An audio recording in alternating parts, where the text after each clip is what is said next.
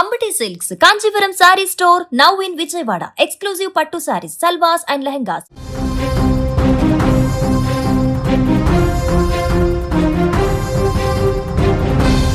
మార్కాపురం సమీపంలో జరిగినటువంటి బస్సు ప్రమాదంలో టిప్పర్ జరిగినటువంటి ఈ ప్రమాదంలో ఇప్పటికే 13 మంది మృతి చెందినట్లుగా అధికారులు చెప్పడం జరిగింది. అయితే మొత్తం బస్సులో దాదాపుగా 45 మంది ప్రయాణిస్తున్నట్టుగా తెలుస్తుంది. 45 మందిలో 13 మంది ఇప్పటికే చనిపోయారు, మరికొంతమంది తీవ్రంగా గాయపడ్డారు, 28 మందికి తీవ్రంగా గాయాలైనట్లుగా తెలుస్తుంది. అయితే అక్కడ ఉన్నటువంటి ప్రత్యక్ష సాక్షి బస్సులో ఉన్నటువంటి చాలామంది కూడా చనిపోవడానికి ప్రధాన కారణం సీట్ల మధ్యలో చిక్కుకుపోవడం వల్ల చాలామంది సీట్లలో నుంచి బయటకు వచ్చి అద్దాలు పగలగొట్టుకొని దూకే సమయంలోపే మొత్తం మంటలంతా కూడా క్షణాల వ్యవధిలో బస్సు మొత్తం వ్యాపించాయి. సో దాంతో ఈ 13 మంది కూడా చనిపోయినట్టుగా తెలుస్తుంది. మరికొంతమంది మృతుల సంఖ్య కూడా పెరిగేటువంటి అవకాశం ఉన్నట్టుగా తెలుస్తుంది. అయితే బస్సులో ప్రయాణిస్తున్నటువంటి ఒక వ్యక్తి చెప్పినటువంటి, అంటే వెనక నుంచి 3వ వరుసలో కూర్చోన్నటువంటి ఒక వ్యక్తి చెప్పినటువంటి మాటలను ఒకసారి వింటే పూర్తిగా లోపల బస్సులో ఏం జరిగింది, అసలు బస్సు ప్రమాదానికి ఎలా గురైంది, అసలు టిప్పరు బస్సు ఈ రెండు ఎదురెదురుగా ఢీ కొట్టడానికి ప్రధాన కారణం ఏంటి, అతను చెప్పినటువంటి మాటల్లో కూడా ముఖ్యంగా తాను 7 మందిని కాపాడి తాను మృత్యువు చివరి వరకు వెళ్ళాను, లక్కీగా తాను క్షణాల్లో బయటపడ్డాను అనేటువంటి విషయాన్ని కూడా ఒక ప్రయాణికుడు చెప్తున్నాడు. అతను ఏం మాట్లాడతాడో సుమన్ టీవీ ఎక్స్క్లూజివ్ ద్వారా అతని వాయిస్ని మీకు వినిపించే ప్రయత్నం చేస్తున్నాడు. సిరికొండ మండలం అటు నుంచి వస్తున్నాము.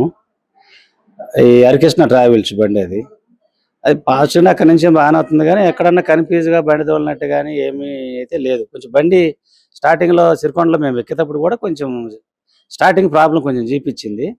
అయినా ఎక్కడ ఏరే సౌండ్ కానీ రిమార్క్ కానీ ఎక్కడ ఏదన్నా అప్ అండ్ డౌన్ బస్సులోనే ఉన్నా. వెనక 3వ సీట్లో ఉన్నా నేను, వెనక నుంచి 3వది. ఈ అద్దాలు బాగా కొట్టి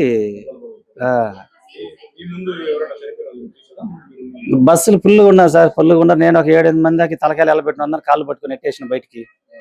నేను లాస్ట్లీ ఫోన్ కోసం పోయి నేను పొగ ఫుల్ అయిపోయేసరికి ఎక్కిపోయాను, వదిలేసిన. తెల్లారుజామున 5:44 అక్కడ ఇద్దరిది తప్పు అనేది లేదు, ఇద్దరు కాదన్నం లేదు. అతనేమో పైకి వస్తున్నాడు, అతను లెఫ్ట్ సైడ్ లో రావాలా, ఇతను లెఫ్ట్ సైడ్ లో పోవాలి, కిందకి అటు కనిగిరి వెళ్ళిపోతుంది. అతనికి ఆ టర్నింగ్ లో ఏమనిపించింది అంటే ఇది అవతల వస్తున్నట్టుగా అనిపించింది. ఎవరికి? బస్ డ్రైవర్కి. అతనికి ఎట్టగా అనిపించింది అంటే ఇటు వచ్చి పాజిటివ్ నన్నే కొట్టేటట్టున్నారని అతను రాంగ్ రూట్లో వచ్చి ఇతను రాంగ్ రూట్లో పోయి ఇద్దరు వాళ్ళే గుద్దుకున్నారు. ఈ బస్సు ఇంకా తప్పియటానికి అవకాశం లేదు. పోయి అవతల పోయి ఇంకా బండి స్లిప్ అయిపోయేది, కొండకు పోయి కొట్టేది.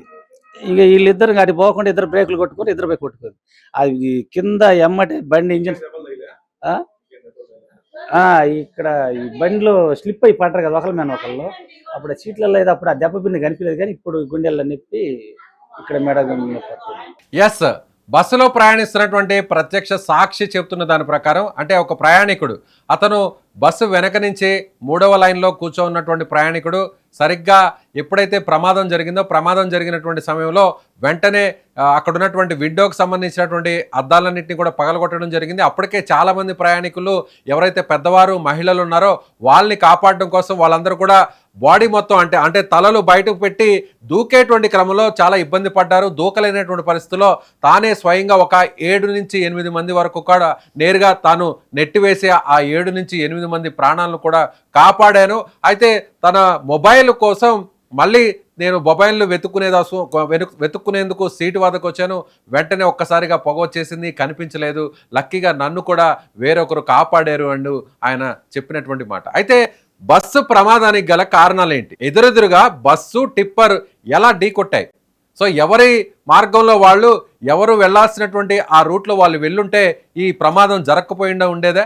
అసలు ప్రమాదం జరగడానికి అటు బస్సు డ్రైవర్ అదేవిధంగా టిప్పర్ డ్రైవర్ ఇద్దరి నిర్లక్ష్యం కూడా కారణమైందంటే ఆ ప్రయాణికుడు చెప్తున్నటువంటి మాటలను చూస్తే అక్కడ సీన్ జరిగినప్పుడు, అంటే ఒక్కసారిగా ప్రమాదం జరిగినటువంటి ఆ ఇన్సిడెంట్ కూడా మనం ఒకసారి పరిశీలించినట్లయితే ఎదురెదురుగా, అంటే మధ్యలో ఎక్కడా కూడా ఇది 4 లైన్ కాదు కాబట్టి మధ్యలో డివైడర్ కూడా లేదు, కాబట్టి ఆపోజిట్ డైరెక్షన్లో వస్తున్నటువంటి వెహికల్, నేరుగా వెళ్తున్నటువంటి వెహికల్ కూడా ఎదురెదురుగా ఢీకొట్టేటువంటి అవకాశం, ప్రమాదం కూడా ఉంది. అది టైం సరిగ్గా 5:30 సమయం. అప్పుడే తెల్లవారుతోంది. సో ఆ సమయంలో నిద్రమత్తులో ఇద్దరు కూడా నిద్రమత్తులో ఉండేటువంటి అవకాశం ఉంది. 2 వెహికల్స్ సంబంధించినటువంటి డ్రైవర్ అంటే బస్సు డ్రైవర్ టిప్పర్ వేగంగా వస్తున్నప్పుడు అతను తన మీదకు వచ్చి అంటే డైరెక్షన్ చేంజ్ చేసుకొని ఓవర్టేక్ లాంటిది చేస్తూ ఆపోజిట్గా మార్గంలో వస్తూ తన మీదకు వస్తున్నాడు అనేటువంటి క్రమంలో అంటే ఓవర్టేక్ చేసేటువంటి క్రమంలో తన మీదకు వస్తున్నాడు అనేటువంటి భావించి బస్సు డ్రైవర్ కూడా వేరే మార్గంలో బస్సును తిప్పడానికి ప్రయత్నించాడు.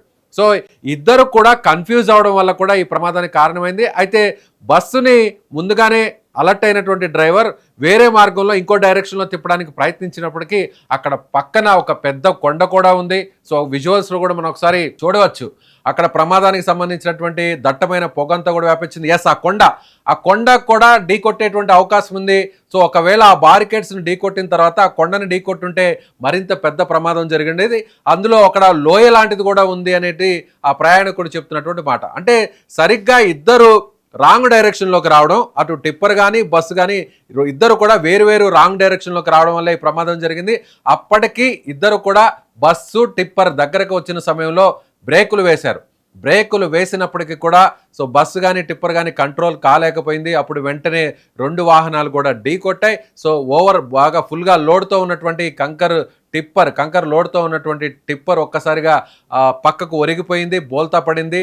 అయితే అదృష్టవశాత్తు అక్కడ లోపల ఉన్నటువంటి కంకర్ ఏదైతే ఫుల్ లోడ్తో ఓవర్లోడ్తో వెళ్తున్నటువంటి టిప్పరు ఒకవేళ బస్సు వైపు కానీ ఒరిగి ఉంటే ఈ కంకర్ మొత్తం అంతా కూడా బస్సులో ఉన్నటువంటి ప్రయాణికుల మీద పడిపోయి ఉండేది.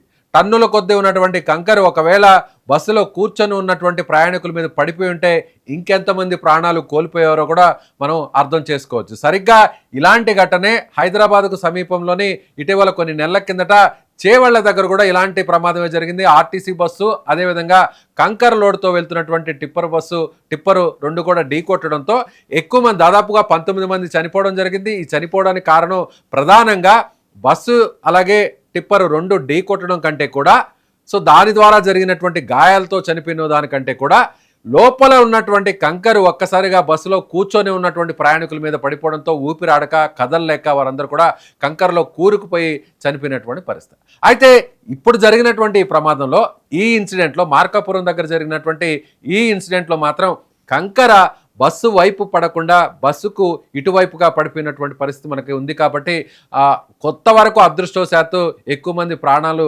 పోగొట్టుకోలేకపోయారు. లక్కీగా కొంతమంది బయటపడ్డారు. అయితే దురదృష్టవశాత్తు ఇక్కడ కూడా మరొక దురదృష్టం కూడా వెంటాడిందనే చెప్పాలి.